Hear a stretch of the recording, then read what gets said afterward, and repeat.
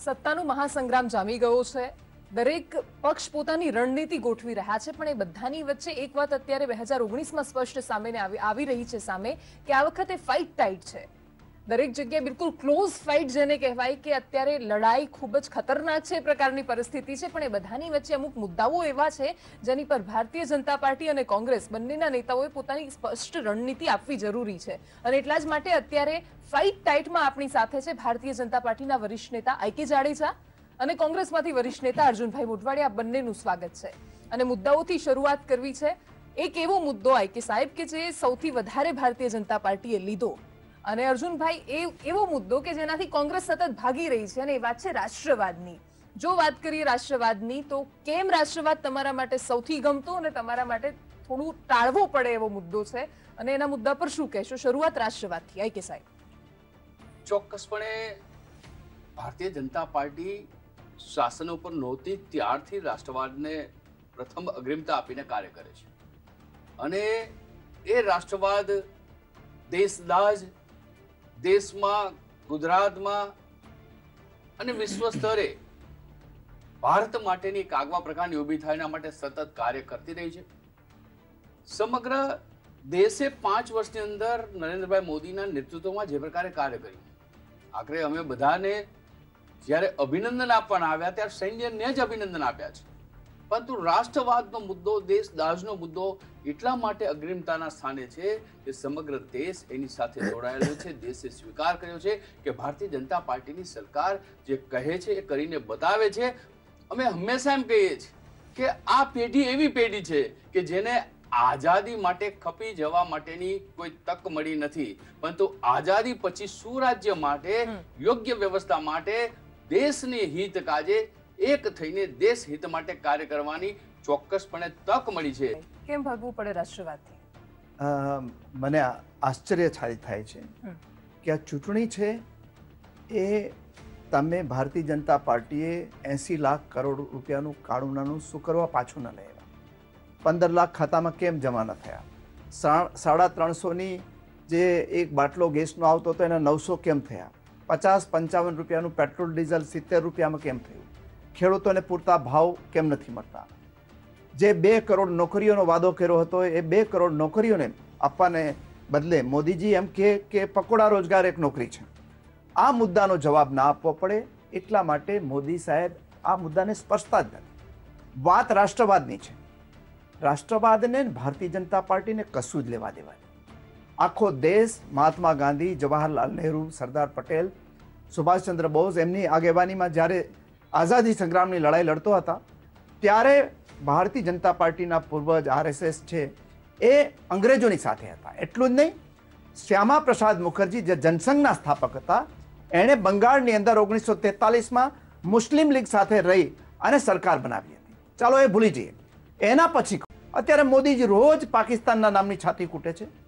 રોજ એમ કહે કે મને પકડી રાખો નહીં તો હું પાકિસ્તાનને મારી આવીશ, મને પકડી રાખો નહીં તો હું પાકિસ્તાનને મારી આવીશ. મારે એમને કહેવાનું છે કે મોદી સાહેબ, ઇન્દિરા ગાંધી વખતની જરા ફાઇલ તો જુઓ. ઇન્દિરાજીએ કોઈ દિવસ એમ નહોતું કહ્યું કે પાકિસ્તાનને પાઠ ભણાવવા માટે 56 ઇંચની છાતી જોઈએ, 100 ઇંચની છાતી જોઈએ. એમણે ક્યારેય નહોતું કહ્યું કે હું સર્જિકલ સ્ટ્રાઇક કરવાની છું, એર સ્ટ્રાઇક કરવાની છું. એમણે, મને યાદ છે બીબીસીની અંદર ઇન્દિરાજીએ ઇન્ટરવ્યૂ આપ્યો હતો ત્યારે કહ્યું હતું કે ભારતની જ્યાં સુધી ધીરજ છે ત્યાં સુધી અમે સંયમ રાખીશું, પરંતુ જે દિવસે ધીરજની મર્યાદા તૂટી ત્યારે વિશ્વના દેશો સાંભળી લે કે એ દિવસે અમે કરારો જવાબ આપીશું. અને 1 ડિસેમ્બર 1971, હું તો બહુ નાનો બાળક તરીકે સ્કૂલમાં ભણતો હતો. મને એ યુદ્ધ એટલા માટે યાદ છે કે મારા ગામનો એક લેફ્ટનન્ટ નાગાર્જુન સિસોદિયા 13મી ડિસેમ્બરે શહીદ થયો હતો. આજે જીવતો હોત તો એ કદાચ ભારતના સરસેનાપતિ સુધી પહોંચી શક્યા હોત. 1 ડિસેમ્બરે સવારના 8 વાગે ઇન્દિરાજીએ કહ્યું કે ભારતે યુદ્ધ જાહેર કર્યું છે, અને 16મી ડિસેમ્બર સાંજે 5 વાગે ઇન્દિરાજીએ રેડિયો પ્રવચન કર્યું કે આજથી યુદ્ધ વિરામ થાય છે. પાકિસ્તાને શરણાગતિ સ્વીકારી છે. પાકિસ્તાનના પૂર્વ કમાન્ડના વડા જનરલ નિયાઝી અને ભારતના પૂર્વ કમાન્ડના વડા જગજીતસિંહ અરોરાએ બંને વચ્ચે કરાર થયા છે. પાકિસ્તાને શરણાગતિ સ્વીકારી, 90,000 સૈનિકોએ યુદ્ધ કેદી તરીકે પકડ્યા છે. અને પાકિસ્તાનને એવો બોધપાઠ આપ્યો કે આજ દિવસ સુધી યાદ છે. હું એમ કહું છું કે રોજ પાકિસ્તાનના નામની છાતીઓ કૂટવા કરતા મોદીજીને કોણ રોકે છે? એ પોતે એક બાજુથી છાતી કૂટવાની, બીજી તરફ લાહોરની અંદર વગર આમંત્રણે ત્યાં પહોંચી જવાનું, તમારા રાફેલના કૌભાંડનો જવાબ ના આપવો પડે, યેદુરપ્પાની ડાયરીનો જવાબ ના આપવો પડે, એટલે તમે રોજ પાકિસ્તાનના નામની છાતી કૂટો છો. તમને રોકે છે કોણ? હું એમ પૂછું છું, રોક્યા કોણે કે તમે હુમલો ના કરો? પણ રોજે રોજ આ કરી અને પોતે કાયરતા પોતાની છે છુપાવવા માટે, જેમ ભવાયાના ખેલની અંદર એક કલાકાર છે રાજાનો વેશ પહેરી અને બહાદુરી બતાવવા માટે તલવાર ફેરવે. અમારા રાજપૂત સમાજના સન્માનની સભ્ય છે, એમને ખબર છે કે રાજા છે તો ગંભીરતાથી બેઠો, એ ઈશારાથી વાત કરે. એને બદલે એમનો વેશ લેનારો જે માણસ છે એ તલવાર લઈને ફરફદરોડી કરે કે હું આમ કરી નાખું, આમ કરી નાખું, અને સુરાતન ચડાવે. એ મોદી સાહેબ સુરાતન ચડાવે છે રોજ. આઈકી સાહેબ એમણે તો છાતીનું માપ પણ માપી લીધું છે કાલે. દેવાંશીબેન, હું માનું ત્યાં સુધી મારા મિત્ર અર્જુનભાઈ તમારા પ્રશ્નથી દૂર જતા રહ્યા છે. બીજી વાત એ કે છાતીનું માપ તો દેશના લોકોએ નક્કી કરી નાખ્યું છે, વિશ્વના લોકોએ નક્કી કરી નાખ્યું છે, અને 2019માં પુનઃ દેશના લોકોએ છાતીના માપનો જવાબ આપશે. આ એક વાત છે. બીજી વાત મારી એ છે કે એમને જે શબ્દ વાપર્યો પ્રધાનમંત્રી શ્રી માટે, એ શબ્દ પણ ઉચિત નથી. ક્યારે નરેન્દ્રભાઈ મોદીના કોંગ્રેસની માફક ચાવવાના અને દેખાડવાના જુદા નથી. અસંખ્ય એવા કામો, સેંકડો કામો અમે કહીને બતાવીએ કે જે કહ્યું છે એ કરીને બતાવ્યું છે. સવાલ છે એમને જે જે મુદ્દાઓ યાદ કર્યા. અર્જુનભાઈ ખૂબ હોશિયાર વ્યક્તિ છે, ઘણું બધું યાદ રાખે છે, પરંતુ એ કોંગ્રેસના શાસન સમયે એમાંનું કંઈ પણ એ કરી શક્યા નથી. એટલે હવે દોષનો ટોપલો અહીંયા ઢોળવા જાય છે. ખેડૂતો માટે જે પ્રકારની વ્યવસ્થા ગુજરાતની સરકારે કરી, કેન્દ્રની સરકારે કરી, ગુજરાતની સરકાર ગુજરાતની રચના પછી પહેલી વખત 8,500 કરોડ પાક ધિરાણ એટલે ક્રોપની ખરીદી કરવાનું, જેમાં મગફળી હોય, તુવેર હોય, અન્ય પાકો હોય, મિનિમમ સપોર્ટિંગ પ્રાઇસ દ્વારા એની ખરીદી કરવામાં આવી. પહેલી વખત ગુજરાતમાં 2600 કરોડ રૂપિયા જેટલો પાક વીમો પ્રાપ્ત થયો. ખેડૂતો માટેની જે વ્યવસ્થા ઉભી થઈ, આજે દુષ્કાળ જેવી સ્થિતિ જ છે અને 95 જેટલા તાલુકાઓને દુષ્કાળગ્રસ્ત જેવા જાહેર કરેલા છે. એવી સ્થિતિમાં જે પ્રકારના નર્મદાના પાણીની વ્યવસ્થા ગોઠવાઈ છે ખેતી માટે, સિંચાઈ માટે, પીવા માટે, એમાં અમારા જિલ્લા સહિત અનેક જિલ્લાઓ એવા છે કે જ્યાં દુષ્કાળ હોવા છતાં મબલક પાકની ઉપજ આવી છે. રહી વાત કેન્દ્ર સરકારના મુદ્દાઓ માટેની વાત કરે છે, 5 વર્ષની અંદરના શાસનમાં 55 વર્ષના શાસન સમયે 5 વર્ષની વાત જે પ્રકારે નરેન્દ્રભાઈ મોદીના શાસનમાં થઈ છે, ગરીબ લક્ષી, જનહિત લક્ષી, આમ સમાજ લક્ષી, ખેડૂત લક્ષી, ગામડા લક્ષી, એ ખૂબ મોટા પ્રમાણમાં લોકો માટે આવકાર્ય છે, સ્વીકાર્ય છે.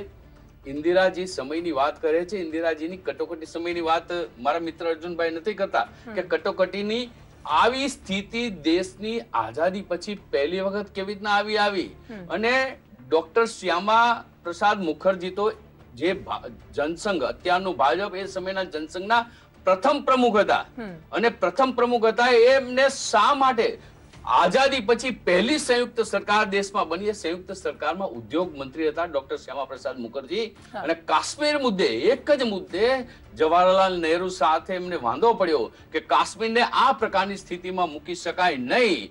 એની સામે એમને મંત્રીમંડળમાંથી રાજીનામું આપીને જનસંઘના પ્રમુખ બનીને કાર્યવાહી શરૂ કરી. જો શ્યામા પ્રસાદ મુખર્જીની વાત એ કોંગ્રેસ અને જવાહરલાલ નહેરુએ એ સમયે માની હોત તો આજે કાશ્મીરના સ્થિતિ ન હોત.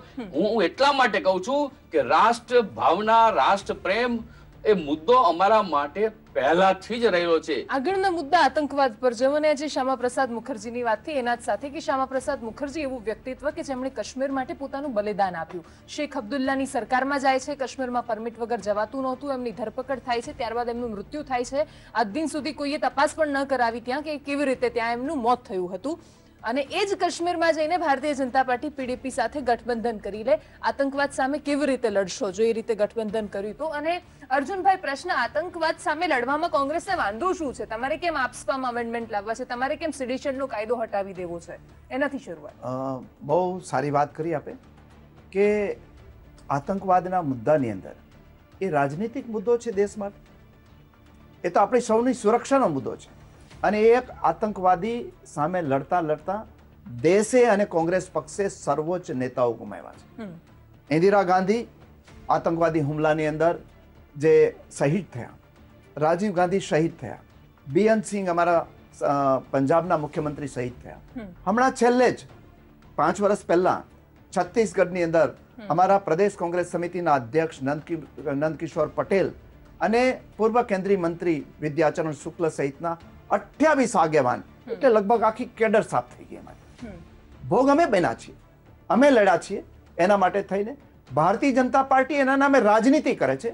સવાલ રહી કે ભાઈ આતંકવાદ છે એ દેશની સુરક્ષાનો મુદ્દો છે, એ રાજનીતિક મુદ્દો નથી. અને એના માટે જે પગલાં લેવા હોય લેવા જોઈએ. પરંતુ સવાલ એ છે કે જ્યારે પાકિસ્તાન હમણાં જ શ્રીનગરની અંદર એક સૈફુલ્લા નામનો એક પૂર્વ આતંકી હતો, એને ભારતીય જનતા પાર્ટીએ ત્યાંના કોર્પોરેટર બનાવવા માટેની ટિકિટ આપી. ત્યાં બધું સારું, પણ બીજી જગ્યાએ ખોટું. બીજી વાત આવે છે કે ભાઈ સેડિશનનો કાયદો રદ કરવાના છે. 2 કાયદા છે, એક રાષ્ટ્રદ્રોહનો કાયદો અને રાજદ્રોહનો કાયદો. રાષ્ટ્રદ્રોહ માટે કોઈ સવાલ નથી. જે રાષ્ટ્રદ્રોહની અંદર હમણાં જ ભારતીય જનતા પાર્ટીનો મધ્યપ્રદેશનો એક આગેવાન ધ્રુવ સક્સેના છે, એ ત્યાં ISIની જાસૂસી કરતા પકડાયો. તો એ કાયદામાં કોઈ ફેરફાર નહીં થાય. પણ ભવિષ્યની અંદર અમારી સરકાર આવવાની છે. અત્યારે મોદી સાહેબની વિરુદ્ધનું કાર્ટૂન દોરાય તો એને જેલમાં પૂરી દેવાય. મોદી સાહેબની એની નોટબંધીના કાયદાની કે બીજા કોઈ સરકારની ટીકા કરે, હાર્દિક પટેલ છે એ કોઈ સરકારની ટીકા કરે તો એની સામે સેડિશનનો કાયદો લાગે. કોઈ રાજ્યની ટીકા થાય, રાજ્ય સરકારની ટીકા થાય, કેન્દ્ર સરકારની ટીકા થાય, એના માટેનો કલમ 124 છે, એમાં સુધારા કરવાના છે. અમારા રાહુલ ગાંધીના નેતૃત્વમાં સરકાર બનશે. હું IK જાડેજા સાહેબને કહું, નરેન્દ્ર મોદીજીને સમાચાર પહોંચાડે કે એમની જેટલી ટીકા કરવી એટલી કરે. 124 હેઠળ એમના સામે કોઈ પગલાં ન લેવાય, કોઈ પત્રકાર સામે પગલાં નહીં લેવાય. આપની ટીવી ચેનલે જેટલી ટીકા કરવી એટલી કરે. ટીવી ચેનલોના અનેક પત્રકારોની અત્યારે ધરપકડ થઈ છે આ કાયદાની અંદર. ઘણા એક્ટિવિસ્ટોની ધરપકડ થઈ છે. ભવિષ્યમાં નહીં થાય, એનો દુરુપયોગ પણ અમે નહીં થવા દઈએ.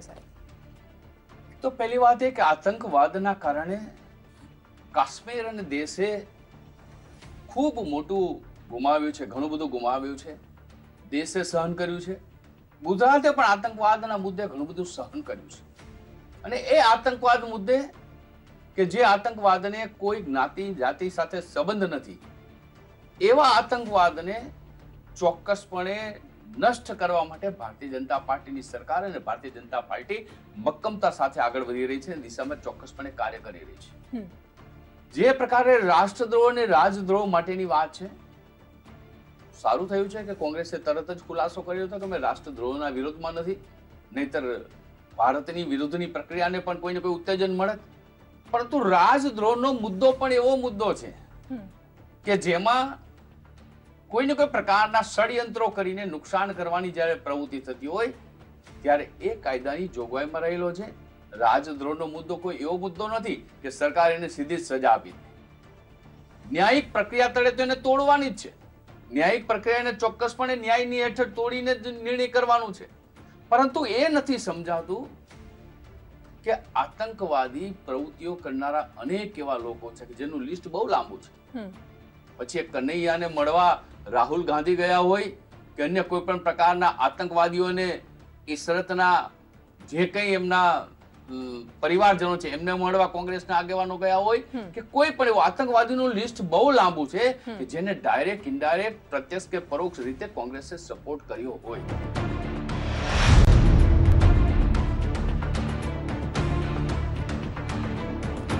સંકલ્પ પત્રની વાત કરી, આગળના મુદ્દા પર જવું છે. બેરોજગારીનો મુદ્દો. કોંગ્રેસ એટલી બધી રોજગારી આપવાની વાત કરે છે, પંચાયતમાં લાખો લોકોને રોજગારી આપવાની વાત કરી છે, એમને અત્યારે પગાર નથી મળી રહ્યો. કેવી રીતે આપશો? અને બીજું, બેરોજગારીનો મુદ્દો જ ગાયબ થઈ ગયો સંકલ્પ પત્રમાંથી. સાહેબ મોઢવાડિયા સાહેબ, એનાથી શરૂઆત. દેશની સૌથી મોટી સમસ્યા અત્યારે હોય તો એ યુવાનોની બેરોજગારીની સમસ્યા છે. ભારતીય જનતા પાર્ટીની જેની જરા પણ ચિંતા નથી. એમણે સંકલ્પ પત્ર ગયા વખતનું હતું, એમાં કહ્યું તો અમે 2 કરોડ નોકરીઓ આપીશું. 2 કરોડ નોકરી એટલે 5 વર્ષમાં 10 કરોડ નોકરી આપવાની વાત. અને એની જગ્યાએ નોટબંધી અને જીએસટી લાવ્યા પછી આપણે ગુજરાતની જ વાત કરીએ તો સુરતનો ટેક્સટાઇલ ડાયમંડ ઉદ્યોગ સાહેબ હતું સંકલ્પ પત્રમાં 2 કરોડ રોજગારી. હું મારી વાત સાંભળી લો પછી જે કે આંકડાઓમાં તો હું વાત કરું છું એમને અહીંયા આપણે ત્યાં સુરતની અંદર ટેક્સટાઇલ ડાયમંડ બંને ખતમ થઈ ગયા, ભાંગી ગયા. ખતમ તો નથી થઈ ગયા, ભાંગી ગયા. એને કારણે 40% ઉદ્યોગ ધંધા બંધ છે. અમારો જેતપુરનો સાડી ઉદ્યોગ, બ્રાસપાર્ટનો જામનગરનો ઉદ્યોગ, ત્યાંનો જામનગરનો રાજકોટનો એન્જિનિયરિંગ ઉદ્યોગ, અંકલેશ્વર અને વાપીનો કેમિકલ, આ બધાની અંદર 40%ને કારણે બેકારી આવી. 40% ભાંગી ગયું. હું 2 કરોડની નોકરીઓની સવાલ હમણાં જ અમે તેનો વિડીયો બધાએ જોયો છે, આપે જોયો છે. એમને કહ્યું કે આપે 2 કરોડ નોકરીઓ આપવાનો વાદા કર્યો હતો, પણ તમે નોકરી તો આપી શકા નહીં. તો મોદી સાહેબે કહ્યું કે તમને નોકરી દેખાતી નથી, તમારા ટીવી સ્ટુડિયોની બહાર જો પકોડા વેચે છે એ પણ એક પ્રકારની નોકરી કે રોજગાર છે. આ વાત એમણે પોતે વાત કરી. એટલે હા, હું સ્વીકારતો, પણ એના માટે તમારે ચૂંટણી ઢંઢેરો આપવાની જરૂર નથી. સ્ટુડિયોની બહાર મારે ભજીયાની લારી કરવી હોય કે ચાની લારી કરવી હોય તો એના માટે હું ગ્રેજ્યુએટ શું કરવા થા. પણ તમે એમ કહ્યું હતું કે અમે નોકરીઓ આપીશું, એને બદલે નોકરી નથી. નોકરીના નામે કોઈ જગ્યાએ ત્યારે એજન્ડા માંડે. એની સામે કોંગ્રેસ પક્ષે રેકોર્ડ ઉપર, જે સરકારી રેકોર્ડ ઉપર છે એ પ્રમાણે અત્યારે 34 લાખ સરકારી નોકરીઓ ખાલી છે. અમે બીજું કશું નવું નથી કીધું. અત્યારે જે ખાલી રાખીને બેઠા છે, અમે એ પદ 2020 સુધીમાં, 1 વર્ષ સુધીમાં ભરીશું, એક ખાતરી અમે યુવાનોને આપી. બેરોજગારી 5 વર્ષમાં જ ઊભી થઈ કે એના પહેલા હતું આવું કંઈ? 5 સૌથી વધારે આ આંકડા બોલે છે. ઓકે. હમણાં જ Gujarat chamber of commerce and ઇન્ડસ્ટ્રીએ જે આંકડાઓ બહાર પાડ્યા, એને કહ્યું કે ગુજરાતની અંદર 40% ઇન્ડસ્ટ્રીઓ બંધ થઈ ગઈ. એને કારણે બેકારી વધી. નવી નોકરીઓ માટેની જગ્યા તો થવી ત્યાં રહી, પણ જે જૂની છે એ થતી નથી. 5 વર્ષની અંદર કે બધા બેરોજગારો દેશમાં થઈ ગયા નથી. જે પ્રકારે એટલે બેરોજગારી છે, જે પ્રકારે બેરોજગારી તો કાયમ માટે રહેવાની છે, પરંતુ સવાલ એ છે કે રોજગારી આપવી ફક્ત સરકારી નોકરીઓને જ રોજગારી ગણવી એ જરૂરી છે એવું નથી હોતું. ડાયરેક્ટ, ઇનડાયરેક્ટ, પ્રત્યક્ષ અને પરોક્ષ રોજગારી પણ એ રોજગારી જ છે. ચાહે મુદ્રા દ્વારા ઊભી થઈ હોય, ચાહે સ્ટેન્ડઅપ દ્વારા, ચાહે સ્ટાર્ટઅપ દ્વારા, ચાહે અન્ય બાબતોએ. ગુજરાતમાં જે પ્રકારે ઔદ્યોગિકરણ થયું એના કારણે ખૂબ મોટા પ્રમાણમાં રોજગારી જનરેટ થઈ છે.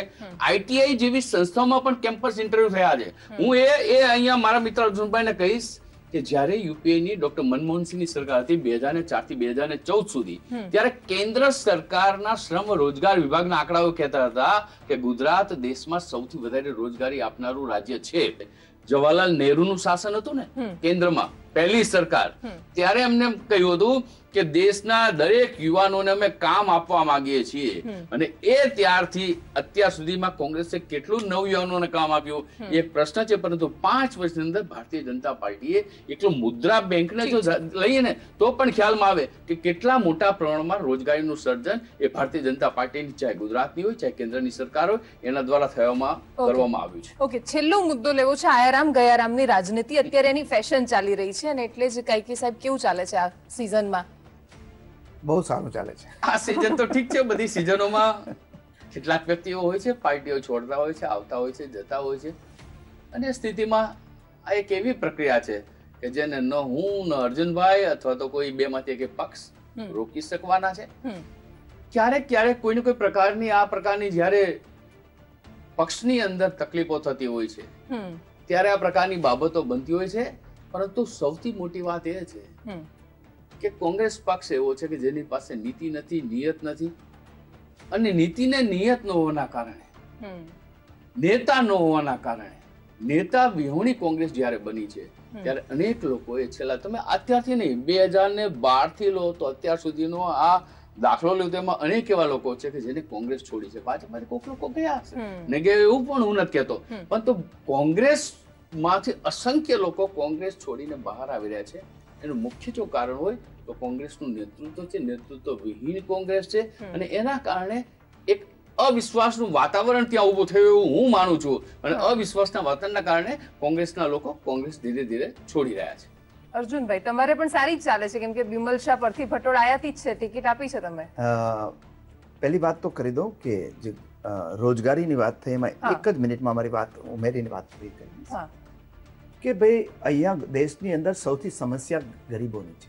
કોંગ્રેસ પક્ષે આ વખતે દેશના 5 કરોડ ગરીબો માટે દરેકના ખાતામાં મહિલાના નામે 72,000 કરોડ રૂપિયા આપવાની વાત કરી છે. પણ ભારતીય જનતા પાર્ટી તો ઓલરેડી દરેક 5 લાખ રૂપિયા આપ્યા છે. દરેકને ઘરનું ઘર આપવાનો કાનૂન લઈ આવવાની વાત કરી છે. દરેકને આરોગ્યની સુવિધા આપવાની વાત કરી છે. એ કાનૂન લઈ આવીને કરવા. બીજી વાત થઈ આયારામ ગયારામની, તો અમારા મિત્ર છે એમના માટે દુઃખદ સ્થિતિ છે કે એમના મત વિસ્તાર જૂનો છે ધ્રાંગધ્રા, એની અંદર ભ્રષ્ટાચારના આરોપમાં ગયેલા એક ધારાસભ્ય છે. 5 મહિના રહ્યા, ભારતીય જનતા પાર્ટીએ કચકચાવીને ટિકિટ આપી, જેલમાંથી છૂટ્યા, ભારતીય જનતા પાર્ટીના દરવાજામાં દાખલ થયા અને એવું સરસ ગંગાજળ છટાયું કે પવિત્ર થઈને બહાર આવ્યા. એટલું જ નહીં, ભારતીય જનતા પાર્ટીના 20 વર્ષથી ચૂંટાતા ધારાસભ્યો છે એ એના માટે લાયક નથી, પણ વાયા કોંગ્રેસ થઈને આવ્યા એટલે તરત જ લાયક બની ગયા, કેબિનેટ મિનિસ્ટર બની ગયા. અત્યારે એમની અડધી કેબિનેટ છે કોંગ્રેસમાંથી આવેલા લોકોની છે, અડધા કરતા વધારે સાંસદો છે એ બધા કોંગ્રેસમાંથી આવેલા છે. આપે પરથીભાઈની વાત કરી, પરથીભાઈ અમારા જૂના સેવાદળના કાર્યકર્તા છે. એટલે અમારે ત્યાં અહીંયા આવવાનું માટે અમારી પાસે પવિત્ર ગંગાજળ એટલું મોટે પાયે નથી, પણ ભારતીય જનતા પાર્ટી તો એવી છે કે આખી સરકાર છે એના ઉપર અંજલિ છાંટે. ગોવાની અંદર એમની પાસે બહુમતી જ નહોતી અને ગંગાજળ અમુક લોકોને છાંટ્યું, સરકાર બની ગઈ. ખજુરાહોની જેમ. હા, ખજુરાહોની જેમ. હું એ ખજુરાહોને બચાવ નથી કરતો. એ જ રીતે ત્યાં મણિપુરની અંદર, મેઘાલયની અંદર જ્યાં એના 1-2 સંસદ ધારાસભ્યો ન હોય ત્યાં પણ બાકીના અંજલિ છાંટી પોતાનામાં લઈ આવી અને તરત જ પવિત્ર જાહેર થઈ જાય. અને હવે તો ભારતીય જનતા પાર્ટીમાં કોઈ ધોરણો રહ્યા જ નથી. એ કદાચ જૂના વખતમાં હશે, પણ આજે જ્યાં અડવાણીજીની જે પાર્ટીમાં કિંમત ન હોય, જેને આખી પાર્ટી બનાવી, જ્યાં મુરલી મનોહર જોશીની કિંમત ન હોય, જ્યાં કેશુબાપાની કિંમત ન હોય, એ બધાને ઘરે બેસાડ્યા હોય, જ્યાં સંજય જોશી, રાજેન્દ્રસિંહ રાણાથી શરૂ કરી doctor A.K. Patel, Kashiram Rana, list એટલું બધું લાંબુ છે. ચિંતા કરી અમારા નેતા છે ડોક્ટર મનમોહન સિંહ, આટલી ડોક્ટર મનમોહન સિંહ છે આજે, એની અમાન્ય આજે જળવાય છે. તો અહીંયા પોતે જેને પાર્ટી બનાવી આખી, જેને કારણે જેની આંગળી પકડી અને મોદી સાહેબ ત્યાં દિલ્હી ગયા, આજે અડવાણીજી છે એને દુઃખી હૃદયે બ્લોગ લખવા પડે, મુરલી મનોહર જોશી એમ કહેવું પડે કે મને મારા પાર્ટીના મહામંત્રીએ કહ્યું છે કે તમે એવું નિવેદન કરી દો કે હું ચૂંટણી લડવાનો નથી, એટલે એમના આદેશ મુજબ હું નિવેદન કરું છું. આ એમનું નિવેદન. અને એમના સ્પીકર સુમિત્રા મહાજનજી એમણે કહ્યું છે કે મારી પાર્ટી નિર્ણય નથી લઈ શકતી, મને દુઃખ છે, હવે હું નિર્ણય લેવા માટે એને છૂટ આપું છું, હું પિક્ચરમાં ક્યાંય નથી. આ સ્થિતિ છે. થેન્ક યુ સાહેબ. છેલ્લી કમેન્ટ. ઓકે, મારી ગુજરાતના મતદારોને વિનંતી છે કે દેશ હિત કાજે, રાષ્ટ્રહિત કાજે ગુજરાતના સપૂત દેશના વડાપ્રધાન માનનીય નરેન્દ્રભાઈ મોદીને પુનઃ શાસન અપાવવા માટે આપ સૌ અવશ્યપણે મતદાન કરજો અને સંપૂર્ણ મતદાન દ્વારા જ લોકશાહીનો વિજય થાય છે. એ લોકશાહીના પર્વને આપણે સૌ સાથે મળીને ઉજવીએ. છેલ્લી કોમેન્ટ તો એ કરવી છે કે જે વાત કરી કે અમારી કોંગ્રેસ તૂટી રહી છે કે એમાંથી લોકો ત્યાં જાય છે, સવાલ એટલો છે કે ભારતીય જનતા પાર્ટીની અંદર એના પરસેવાની કોઈ કિંમત નથી. Okay, thank you so much અમારી સાથે જોડાવા બદલ. આખરે અત્યારે રાજનીતિમાં એક વાત સ્પષ્ટ થઈ રહી છે કે કોઈ પણ મુદ્દો હોય, વાત રાષ્ટ્રવાદની હોય કે બેરોજગારીની, ફાઇટ ટાઈટ છે. લોકોની અપેક્ષા માત્ર એટલી છે કે ગમે તેટલી ક્લોઝ ફાઇટ થાય, સામાન્ય માણસ માટે કંઈક સારું થાય. નમસ્કાર.